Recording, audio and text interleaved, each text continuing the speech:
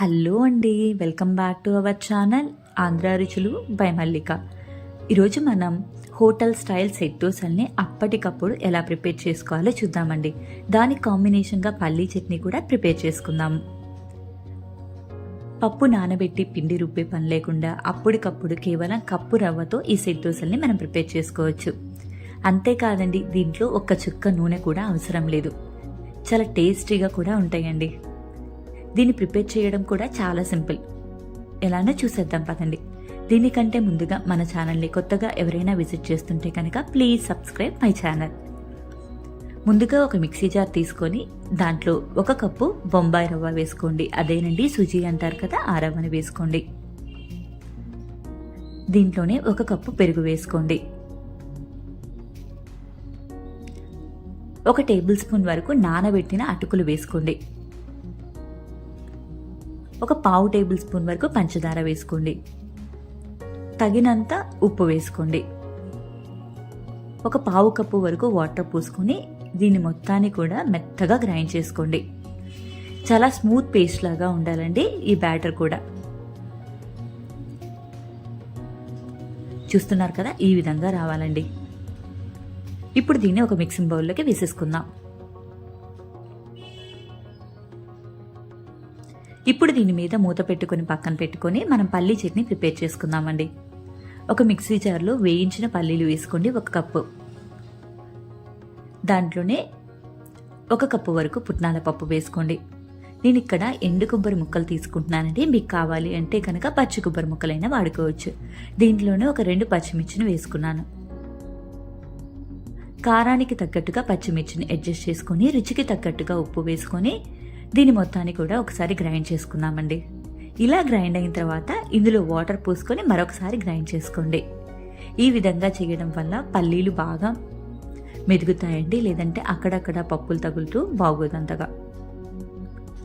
ఇప్పుడు దీన్ని ఒక సర్వింగ్ బౌల్లోకి తీసేసుకుందామండి.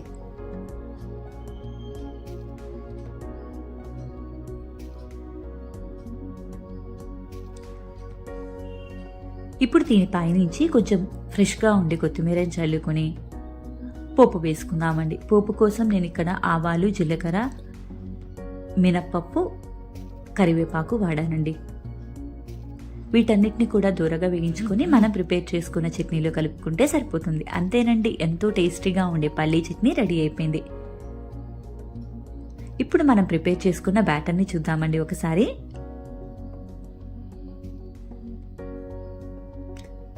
ఇందులోనే ఒక 1/2 టేబుల్ స్పూన్ వరకు వంట సోడా వేసుకోండి.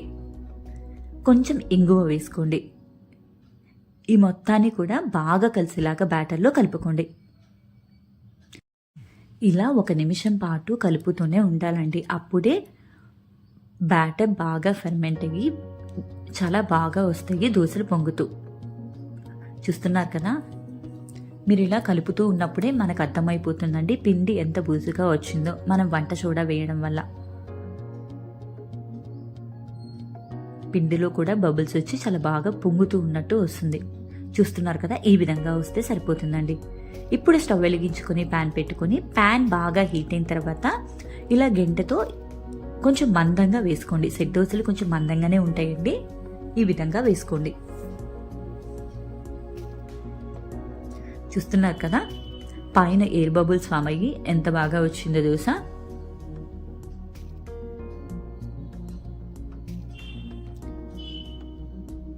ఇలా ఒక సైడ్ బాగా కుక్ అయిన తర్వాత మరొక సైడ్ టర్న్ చేసుకోండి.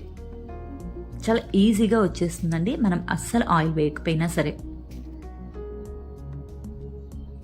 మరొక సైడ్ కూడా కొంచెం కుక్ చేసేసుకొని ఇప్పుడు దీన్ని ఒక సర్వింగ్ ప్లేట్లోకి తీసేసుకుందామండి.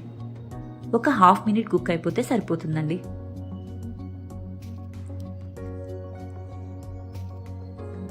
ఇప్పుడు మీకు మరో దోశ వేసి చూపిస్తానండి.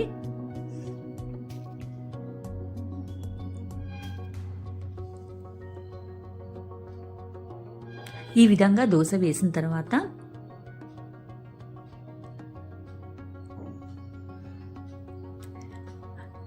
దోశ మొత్తం బాగా కుక్ అయిన తర్వాత పైనుంచి కొంచెం పుట్నాల పొడి కానీ గన్ పౌడర్ కానీ వేసుకుంటే చాలా టేస్టీగా ఉంటుందండి. దీన్ని మరొక సైడ్ టర్న్ చేయాల్సిన అవసరం కూడా లేదు, బాగానే కుక్ అవుతుంది. కింద నుంచి ఒకసారి చెక్ చేసుకోండి ఇది కుక్ అయిందా లేదా అని. బాగా ఇలా కొంచెం గోల్డెన్ బ్రౌన్ కలర్ వచ్చిన తర్వాత బ్యాక్ సైడ్ మీరు ఒక సర్వింగ్ ప్లేట్లోకి తీసుకుంటే సరిపోతుందండి.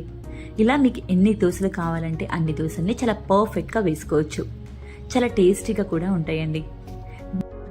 మనం ప్రిపేర్ చేసుకున్న ఈ దోశల్ని పల్లీ చట్నీతో కనుక సర్వ్ చేసుకుంటే చాలా టేస్టీగా ఉంటుందండి. మీకు కనుక ఈ రెసిపీ నచ్చినట్టయితే మీ ఫ్రెండ్స్ అండ్ ఫ్యామిలీకి షేర్ చేయండి. అండ్ మరిన్ని ఇలాంటి హెల్దీ అండ్ టేస్టీ రెసిపీస్ కోసం మన ఛానల్ని సబ్స్క్రైబ్ చేసుకొని కింద ఉన్న బెల్ బటన్ని ప్రెస్ చేయండి. మరొక హెల్దీ అండ్ టేస్టీ రెసిపీతో మీ ముందుకు వస్తానండి. అప్పటి వరకు కూడా bye bye. Thank you all for watching.